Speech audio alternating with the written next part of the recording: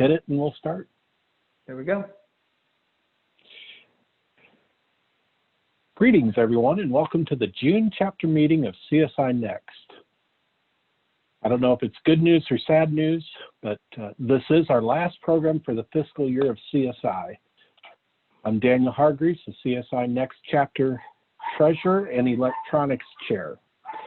Before we begin the presentation, just want to touch base a little bit on chapter business.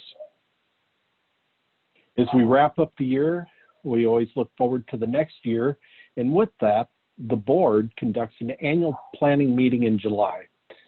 If you're interested in seeing how we start off the virtual chapter for the year, we gladly invite everyone to attend.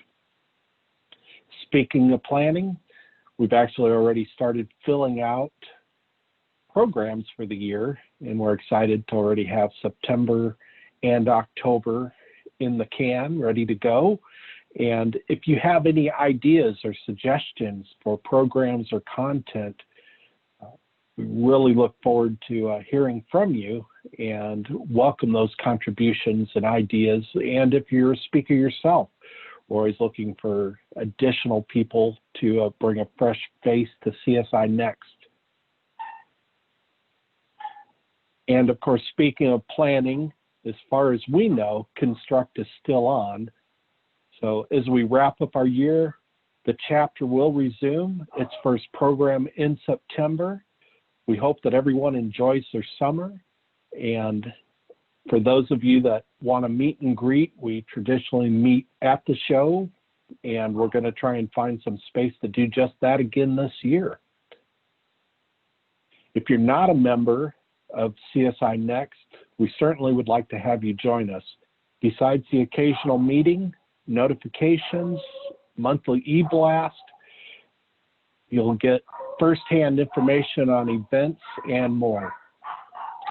So the program this month, our presentation is Prepare Your Low Slope Projects to Meet the 2021 ICC Codes, presented by Bob LeClare, CSI, CDT, CCPR with Addis. If you have any questions, we have both a chat window and a Q&A window. I'll be watching those, and just like a traditional non-virtual meeting, we want you to raise your hand, ask the question, and give you the opportunity to get that answer in real time instead of waiting till the end. So we encourage that, and hopefully you'll be able to do that. At the end of the presentation, there's also a survey. It'll automatically come up and fill that out. And if you need a certificate, there's a place to request those. If you are an AI member, this program is registered for a HSW learning unit. So we will get those AI members registered, and just please include your AI number. So with that, I'd like to introduce our speaker, Bob LeClare. He's Director of Perimeter Edge Business for Addis International. Bob? Thank you very much, Daniel. I love the virtual chapter as Daniel's there with dogs barking in the background. I'll tell you, I'm speaking from Asheville, North Carolina, where big thunderstorms just rolled around. I think I've got a clearing right now, but if you hear thunder in the background, that's where it's coming from. What we're going to be talking about today is low slope roofing and codes in 2021 of ICC, the International Code Council codes. So we just went through the process of developing that. I'll say I'm not a code professional, and although I've been working with code development mostly through SPRI, the single ply roofing industry, for about the last 5 or 6 years, making code proposals and going to code hearings and public comment hearing on codes. I'll talk a little bit more about that as we go along. I don't know if anybody on the call has ever been to code hearings, but if you've been to them, they can be pretty tedious and lengthy and not exactly exciting, which is why I'm glad I'm not a code professional. So, but with that said, let's get into it. I want to first kind of talk about, let's see if we can get moving here, Daniel. There we go. I want to talk about the code process kind of briefly just getting into it. Later we'll get into the code proposals, just so everybody understands how codes are made and what's done here. So the International Code Council develops international codes. Codes in the United States aren't handed down by the government. It's actually developed in the private sector by ICC, the International Code Council. They develop what's called model codes, and then those model codes are adopted by states and municipalities. Anyone can submit a code change proposal. An individual can do that, an organization. They submit it through ICC's program. It's called CDP Access, which is Code Development Process Access. That's just their online way you can submit a code proposal. Once a code proposal is submitted, the ICC staff reviews those and assigns them to the Code Development Committee. It's an applicable Code Development Committee, so depending on what section of code it is, it's going to go to a different committee. All those proposals are then put together in a schedule, and there's an agenda sent out for the upcoming code action hearings, and that's published so that anybody that's interested in codes can look at all the code proposals that have been submitted and say, hey, that's one I want to go speak for or against that code proposal. So then they have what they call a committee action hearing. So this is the Code Development Committee is a panel that's sitting up in front of the room. There's about 12 of them sitting up on a stage, and there's big screens on either side so everybody can watch, and a large room of an audience watching it. And the codes are called in order, which means you could be waiting there for a long time till yours comes up, but it's not too bad of a wait because they at least do have Wi-Fi access and power, so you can do some work. When your code's called, you go up, and those in favor of the code, usually it's the person that proposed it originally, gets to speak for it, and they get 2 minutes to speak per person. Now, you can have multiple people speaking, but if you start to repeat, they're going to cut you off. And then those opposed to it get 2 minutes per person to speak, and then each side gets 1 minute per person rebuttal. After all this is done, the Code Development Committee has heard all the arguments and everyone's done testifying. The Code Development Committee will vote to either approve that proposal or approve it with modifications, which is typically maybe during this debate process, somebody says, oh, you know, I don't like this wording or whatever. And you might say, okay, let's modify it. And that can be done on the floor. It can be done either beforehand or on the floor. And then the other option, of course, is to disapprove it, whether it's been modified or not. Any participant in this process could challenge the committee action's decision. It doesn't overturn it, but if they challenge it, then it automatically will go into what's called the public comments. And we'll talk about that in a minute. After all the committee action hearing results are finalized, the recommendations are all published, and those are put out for everybody. And it's usually a little bit of description of when they disapprove it, why. And then the public comment period begins. And now we're talking several months later, we get into the public comment period where any stakeholders can submit a public comment on a code proposal that's been approved, right, or disapproved, stating you know, how they would like to see it modified, or they could also say they would support it. It's just a chance to speak in favor or against what has now been accepted, and that's the public comment hearing. This is a very similar process to the committee action hearings. They will put together a schedule, send that out. You know, like I said, the comments are submitted through that same CDP access process, and then they're put on an agenda. And again, everybody gets together in a room a couple months after the code action hearings, and those code action hearings are mostly in the spring, and then by the time we're public comments in the fall.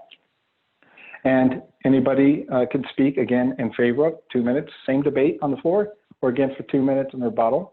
The only difference at this hearing, the public comment hearing, you're not speaking to the committee, you're now speaking to what's called the governmental member voting representative. The people are going to vote on the code. So you're, instead of speaking to the podium, you're actually speaking to the audience. And you go through that same debate, and at the end of it, everybody in the room that's represented, that's allowed to vote, cast their vote. They have an electronic button. They push yes or no. So it's a pretty quick response to what the vote is. There's, I don't know what they give them, 30 or 60 seconds maybe to vote, and they play music. You feel like you're a little bit on Jeopardy, waiting for the final Jeopardy answer to come through, and then you find out what the vote was. Following following that, at the meeting, they also give about 2 weeks time where anybody that's not at the meeting can review this online and cast their vote as well.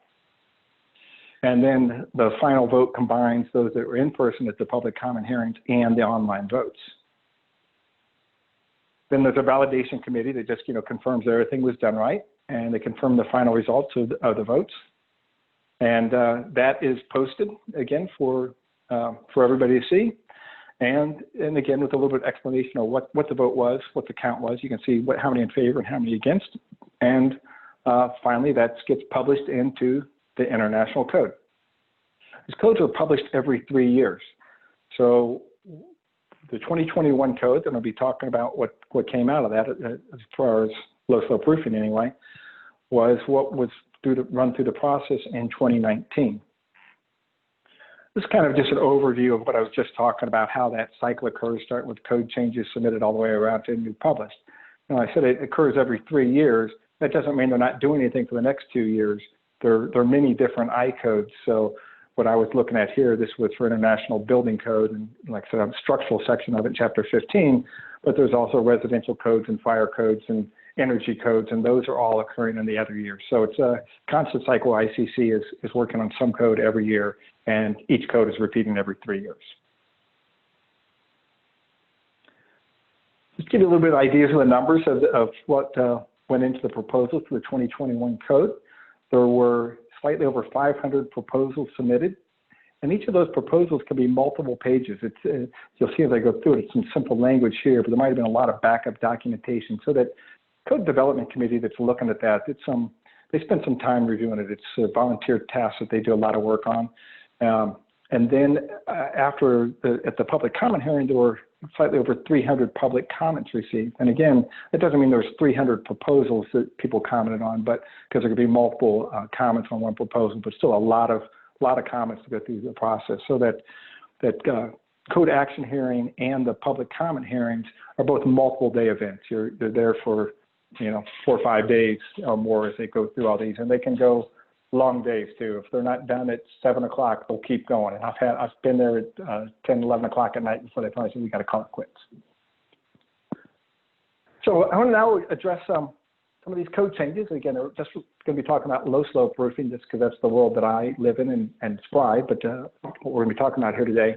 And for each of these code proposals, what I'm going to do is kind of look at it in 3 parts. I'm going to look at first what is in code currently in the 2018 edition of IBC. And then kind of what were the issues or the concerns the proponent of the proposal, change proposal had. And then finally, what is the proposal that was finally adopted? And everyone I'm going to talk about here were ones that were approved, so they will be in code. This first one is section 1511.5, and it talks about reinstallation of materials. And specifically what we're talking about is slate and clay and cement tile are permitted for reinstallation unless they're damaged. But the issue with this, and I'll get to in a little more detail, is this last sentence where it says aggregate surfacing materials shall not be reinstalled. So the concern with that is aggregate is it's a little bit of a broad term. So small diameter aggregate like pea gravel or crushed stone is frequently used on a built up roof. They put that in the flood coat, on the top coat, just to give the surface some better traffic resistance. And so it's not so sticky.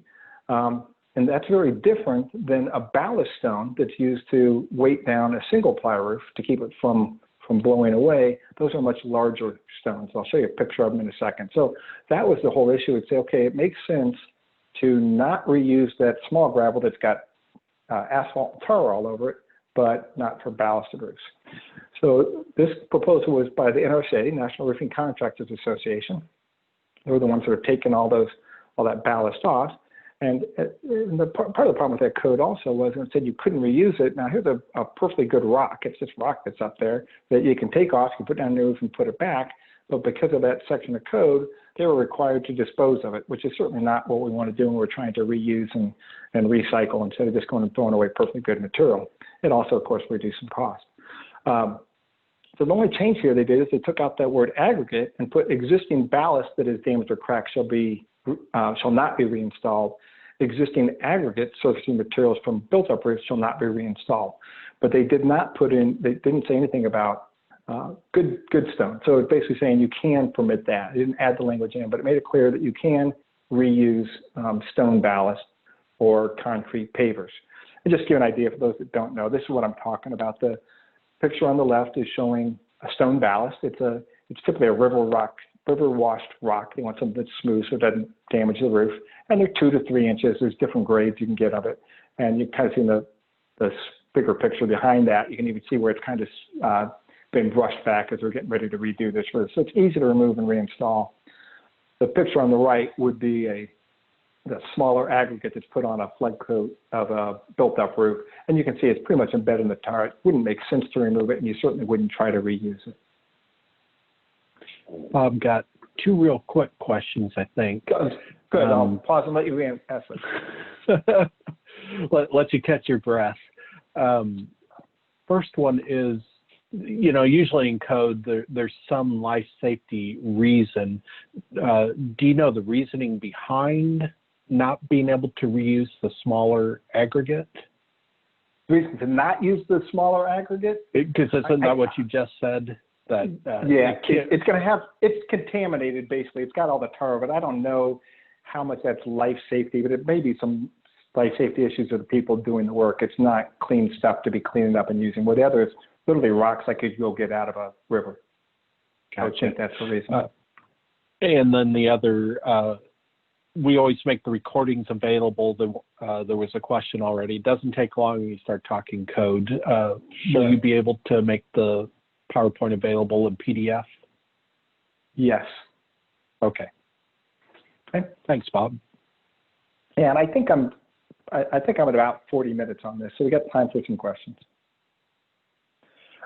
Okay, next section of code is 1503.3. It's a very simple, just really one sentence here in code. It said coping. It says parapet walls should be properly coped with non-combustible weatherproof materials of a width not less than the thickness of the parapet wall. Seems pretty simple, but the concern with this was a couple things. The current language does not really address current technologies. It's kind of from a legacy code back in the old codes when they were really talking about putting coping on top of a masonry wall.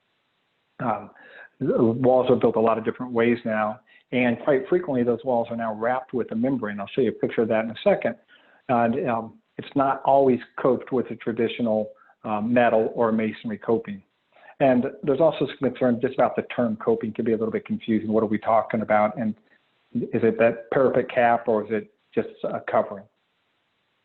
So here's a picture of a parapet with a metal coping on it, kind of traditional what you'd expect. This would certainly meet that section of code. But what's commonly being done with single ply roofing is to take the membrane and wrap it over the parapet, like it's shown on the picture on the left, or on the right where it's up on the wall, and they're now putting a fascia out there. This works very well. It waterproofs it. It looks the same from the ground when it's installed, and there's some other real advantages of it in that it's lower cost, but also you can install it quicker because you don't have to get a parapet, keeping a coping the width of the parapet. And a fascia typically has higher wind resistance than a coping, and the roof membrane does a great job of waterproofing. So it's a great way to accomplish it to get a better roof at a lower cost and quicker. So it's really a good advantage to do it. And it's being done a lot in the field, but didn't really meet that section of code. And we wanted to clean it up so that people weren't technically violating code when they did this. So this was submitted through BCAC. And BCAC is the Building Code Action Committee. And code action committees are really a groups within ICC. They're supported by ICC, and it's just a group that people that have a code proposal can take it to them and kind of vet their proposal beforehand, get some good feedback. Does it make sense? Will it fit into code? So this was a change that SPRI actually was a proponent of, but they worked with BCAC to develop it, and then BCAC was the one that took it to the code action hearings and presented, even though SPRI was the one testifying on it. I think that also carries a little more weight. It shows that, SPRI isn't just coming up with crazy ideas to help themselves. They're looking at, or anybody that's submitting a code, they're working with the code committee people to do it right. So what was changed here is we kind of struck that word coping and changed it to parapet walls. And again, instead of being properly coped, just said that parapet walls should be covered. and that the top surface of the parapet shall provide positive drainage. Have a little bit of slope to it so water doesn't pound on it.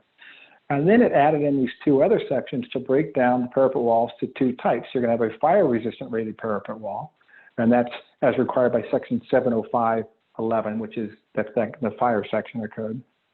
And that should be coated with a non-combustible material. But for all other parapets that aren't fire rated, they just need to be covered with a waterproof material or weatherproof material of a thickness not less than the wall. So it really clarifies it, just breaks down, okay, there's two different types of parapets, and some need combustible, non-combustible material on top, and others don't. And it allows so many of these walls that did not need to be non-combustible to be installed in a much quicker and less costly way. So it's good detail, and I really recommend using it, actually. Next, we'll talk about ballasted a little bit more again. This is section 1504.4. So a ballasted low slope roof, again, thinking about those big river rocks I was showing earlier. It said it shall be, what we're really looking at here is it's installed for 1507.3, but shall be designed in accordance with section 1504.8 and ANSI SPRI RP4. I'm going to talk about 1504.8 a little bit more in a second, but ANSI SPRI RP4 is a standard that SPRI developed, and again, SPRI's membrane manufacturers that are recommending and warranting these ballasted roofs. And RP4 tells you how to design and install a ballasted roof so it'll perform in different wind conditions. So the concerns with this is that in 1504, it then references this later section of code to 1504.8, and it really, they think that it should not even have that reference to 1504.8. 1504.8 is really about the smaller aggregate that we were showing before, that it could get blown off of a built-up roof or a spray foam roof. And it's a totally different kind of system than a ballast system. They shouldn't have been combined in that way. So SPRI worked with Ares, which is a consulting group, to put this proposal together. And I'm going to kind of hit it in two parts. The first is just taking and put in the word single ply to make sure we're talking about ballasted single ply and not small aggregate, and then striking out the section 1504.8. Added an exception down here that kind of is circular because it takes 1504.8, takes it back to 1504, and you'll see in a second that goes away, so we don't have to worry about it.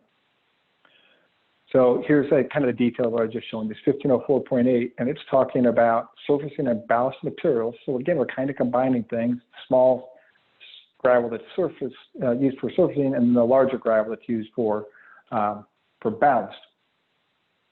So it's talking about that, and it says that basically that aggregate used for surfacing for roof coverings or aggregate gravel and stone used as ballast shall not be used on the roof in hurricane-prone areas. And also in 1504.8, they have this table, and this is where it becomes an issue. So hurricane-prone areas aren't as much a concern with SPRI because they agree that there's a lot of places you shouldn't be using it in a hurricane. But this chart is here for where it can be permitted for outside of hurricane-prone regions. And there really wasn't much science behind this chart.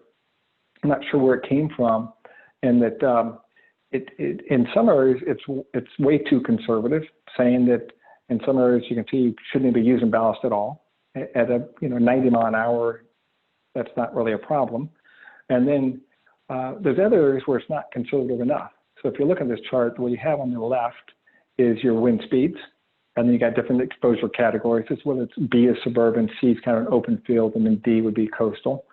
And then the number below it is the height that you're allowed to use a ballasted roof on. So if you think about this, we've got in a 100 mile an hour wind zone, you could have a 55-foot tall building with stone and gravel on it that's right out to the edge. And that just doesn't make sense. That's going to be blowing off.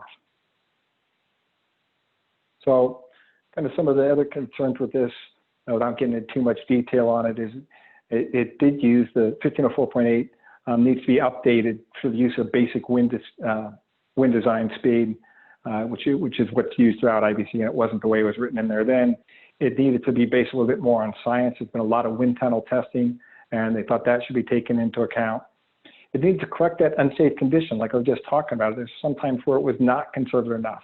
But it says here it's in a 170-foot tall building at a low wind speed, you could have rocks. So it's kind of crazy to be putting gravel on top of a building that's 170 feet tall without anything to keep it from falling off, no parapet. And it needed to account for the fact that all aggregate's not the same. There's different sizes of aggregate, and it's their size and there's an ASTM standard to reference those. And then finally, and probably most importantly, need to account for the impact of having a parapet around that wall, that roof. So this is what the proposal, this was a group of, Kellen represents several different trade associations. ARIS, the EPDM Roofing Association, again, ARIS is that consulting group I talked about before. And it's pretty simple. They just took 1504.8, and instead of having all that language and saying you can't use it all, it's used this chart that comes from RP4. And you can see it's a little bit more added to it. So again, working left to right. First, it adds in the aggregate size. These ASTM numbers is how big is that rock. And then the building height, we only go up to 100 feet, saying don't use it above 100 feet. We got a different exposure categories, and under each exposure category is wind speeds. Then what's in the box, those that are underlined, is the parapet height. So what we're saying is and the example I gave before of a 55-foot tall building, 100-mile-an-hour wind speed, that for the 1504.8 old chart, you could put rock on it with no parapet. Here we're saying it has to have at least a 12-inch high parapet. And when you get to higher wind speeds or in higher wind buildings, the parapet needs to be bigger. In all cases, we have at least a 2-inch parapet, which is not much, but it's at least keeping that gravel or that stone ballast in place.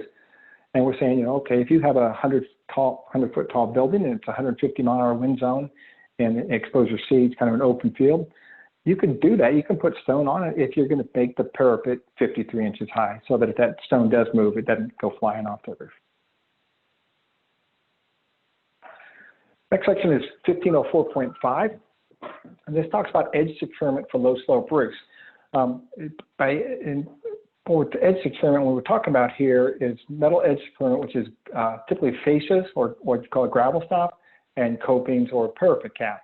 It does say in here except gutter, and I'll talk about that a little bit in a later proposal. This is really a very good section of code. It's been in since 2003. It was found through a lot of studies by RCAWI, which is the Roofing Industry Committee on Weather Issues, and FEMA, and Factory Mutual. The studies they've done that most common cause of a roof failure due to wind is the edge fails. The edge fails and the roof blows off. So they put this section in code that says that edge metal should be tested. So that's good. But the issue with it is it says this edge securement. And edge metal can secure the membrane, and that's what they call it's dependently terminated. That membrane is being secured by the edge metal. But there's other systems, coping is most prominent, that the membrane won't fall off as the coping does. So the coping is not securing the roof. And so it's a question whether we're talking about securement of the edge metal or securing the roof. That was really the question. Always the belief was that it needed to be tested whether it secured the membrane or not, but some people didn't interpret it that way. It is important to keep that edge metal in place, even if it's not securing the roof membrane because it's a waterproofing function. But more importantly, you're talking about a 10 or a 12-foot piece of metal that you don't want to come loose in a high wind event, in a hurricane, and it becomes a projectile, damaging the roof, other components of the building, even people if they were out. So that's what they're about. Here's a picture. This is from one of the RCAWI investigations. RCAWI goes out and investigates roof failures after high wind events. And this is a piece of coping that's clearly not on the parapet. Now, I don't believe that it just fell over and landed there. You can see it's all bent up, and it got tumbled across the roof and hit some other things, so we just put it back here.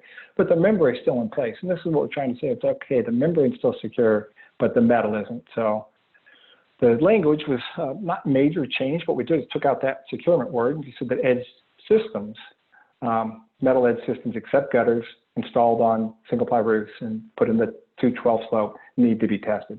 Which is kind of a rework in the language to make sure it's clear that you've got to test all your edge metal on a commercial low slope building.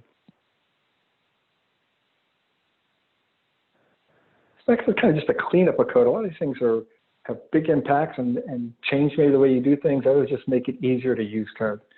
So there's two sections in code 1507.2 and 1507.13 that are talking about single ply roofing And 1507.13 is what I'm showing here on the screen, is talking about thermoplastics. And thermoplastics, excuse me, roofs that could be heat welded.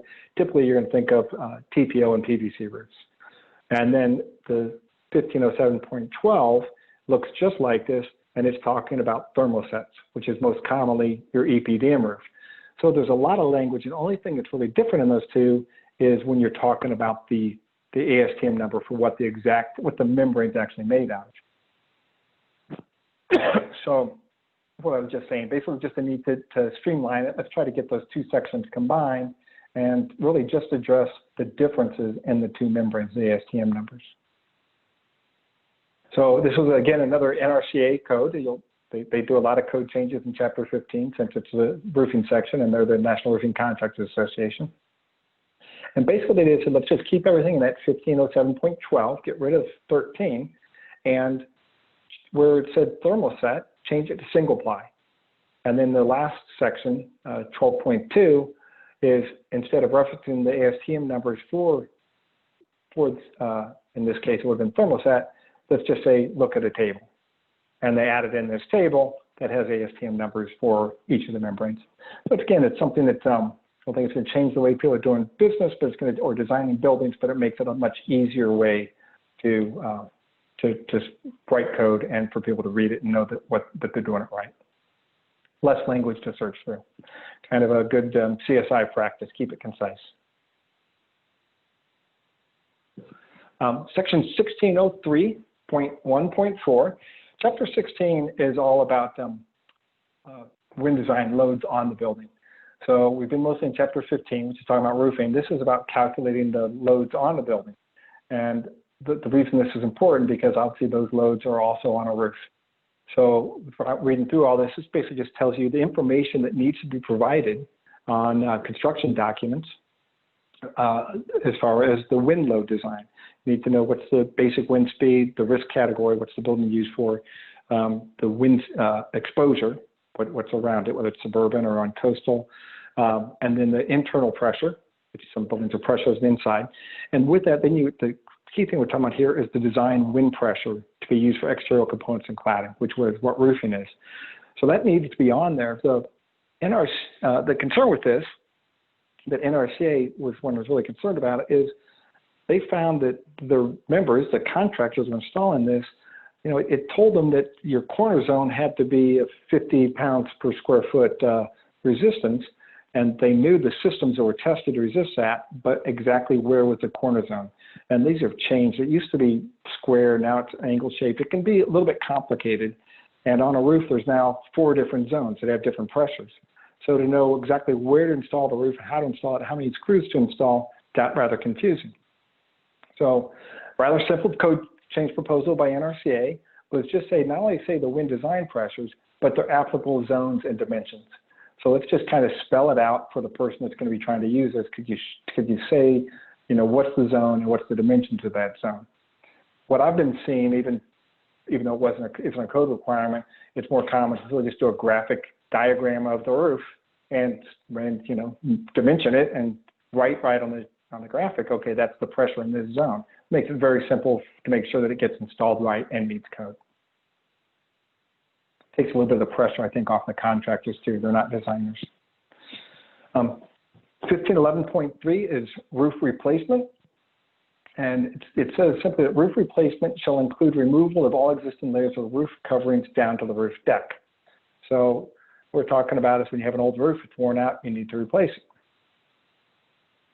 The concerns with this is the definition for roof replacement used in the roofing industry is typically the process of removing existing roof covering, repairing any damaged substrate, and installing a new roof covering. So the language is unclear, and then when it talks about roof layers, but it really wants to go down to the deck. And it's been interpreted by some as all you have to do is worry about replacing the roof layer that's the covering, the top membrane, if it's single ply, in a practice they call peel and replace. So peel off the membrane, don't do anything with insulation, and put a new membrane down. Well, it gets you a good waterproof roof, but what it doesn't do is take into consideration that maybe you need to add insulation or cover boards or something else to cover other sections of code to bring it up to code as far as energy and fire resistance and wind ratings. So again, a really rather simple change to just make sure that it's clear and that people are doing it right. Took out that word where it said existing layers of roof coverings. So we're not just talking about the roof coverings.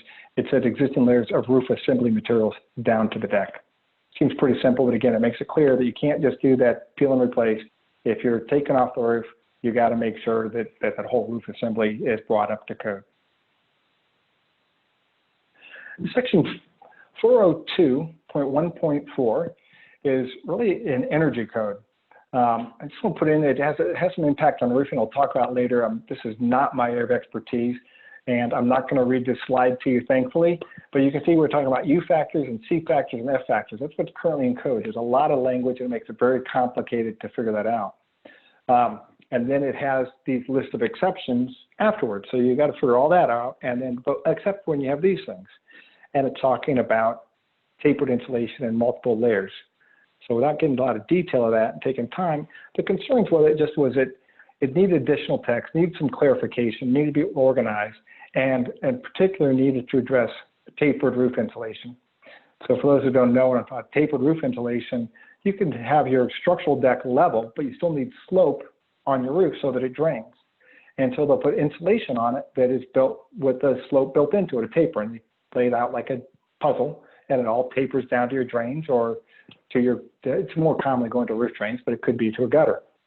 And the concern is if you had your insulation's tapered, in some areas it's going to be 6 inches thick, and in other areas it's going to be 4 inches thick, and if your R value is 7 per inch, well, how do you really calculate the R value for that assembly?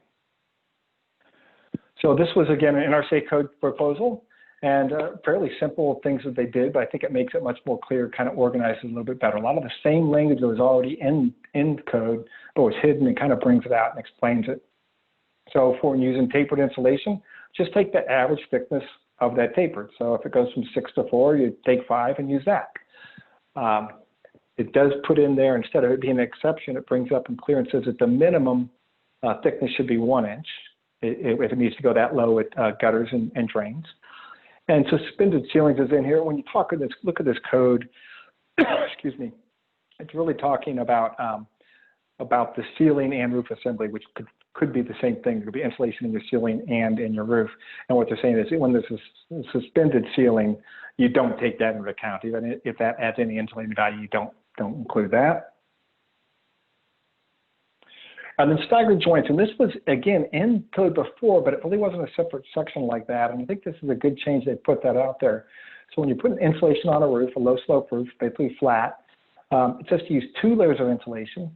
So if you need 4 inches of insulation for your R value, you don't want to put down just 1 layer of 4 inch, you want to put 2 layers of 2 inch, and stagger the joints, which just makes sense that you don't have that thermal bridge where there's a joint between them.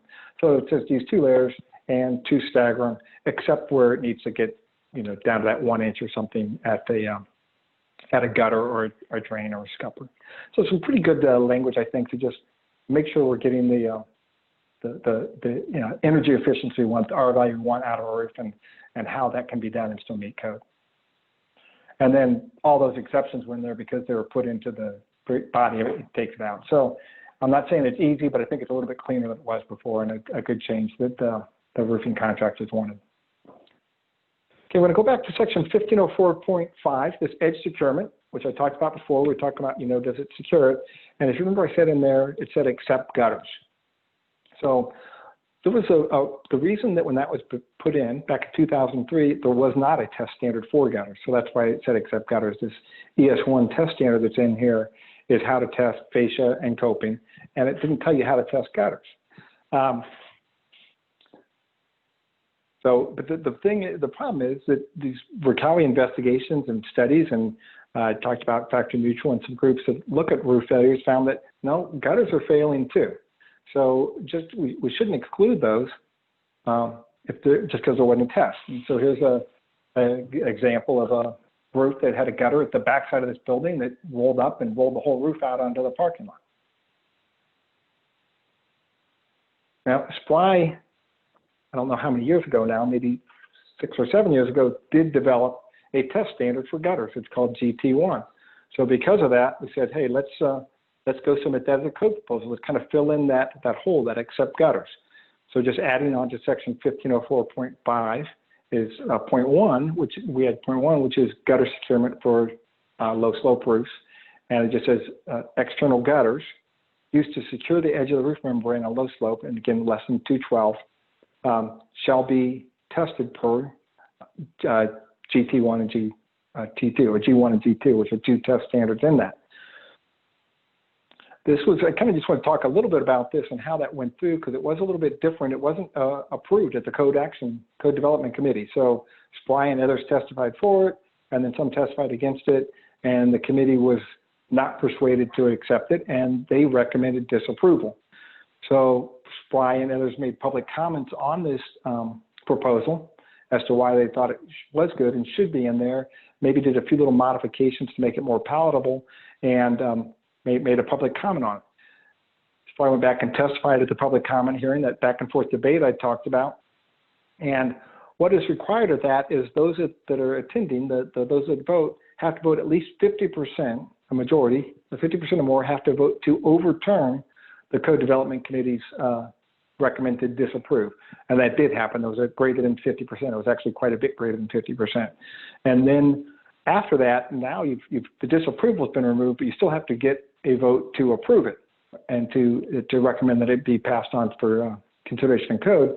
And that required 67%, two-thirds vote. And again, it had that. So it went through that process. Then finally, it was voted online to accept, just like, just like all the other codes are.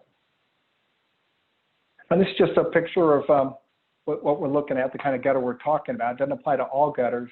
I personally think it should, because again, they become a projectile. But here's a case where a gutter has a flange, and you can see if that gutter rolled up and blew off, it certainly would take the roof with it, and you'd have some real problems. And again, you got a projectile flying around. So that is it. End of the presentation. As much as you may want on code, maybe others are hungry for more, but that's all I've got, unless you have questions. Only if I can find the unmute button, but no, I think you left everyone speechless, Bob. It's not that clear, so they're all dumbfounded. I think that may be what it is, Daniel. I'm not sure. Well, I will, if anybody has any questions, they can feel free to reach out and email me. I don't think my email address was on there, but it's just LeClare, B and my last name, @atas.com. And I can make this available on a PDF. And Daniel, I'm not sure how that gets out to members, but I'm sure you do. I usually include it in with the past meetings. There's a link at the website, and I'm only about 4 months behind. You know my schedule better than anyone. One question did come in, Bob. These codes apply to single-ply systems with low-slope roofs. How do they apply to spray foam? And I know you said earlier you're not a code guy, but maybe you have some insight. No, so they're different for each one. A lot of those codes do, I don't know if he's asking about a specific section of code, but a lot of them do apply to spray foam. So it's not just single ply. This is all, what this is IBC, so it's International Building Code, and we're talking about, almost all those I went through are talking about low slope roofing. So we're not talking about steep slope, so it's all low slope, but it could be a single ply. It's a lot of them apply to built up and modified roofs, and would also apply to spray foam. So I guess if we're talking about, I was talking about one about the insulating value of tapered insulation. Spray foam does have an insulating value, and I think that would be taken into consideration. Edge metal on spray foam probably should be tested as well. Of that one, I probably want to check with your authority having jurisdiction to see what they say, but depending on how it's used, because that change that was just made is not securing just securing the membrane, just as it would not be securing a spray foam, you wouldn't want it to blow off. So I think most of these would apply to just about any low slope roof system, which would use spray foam.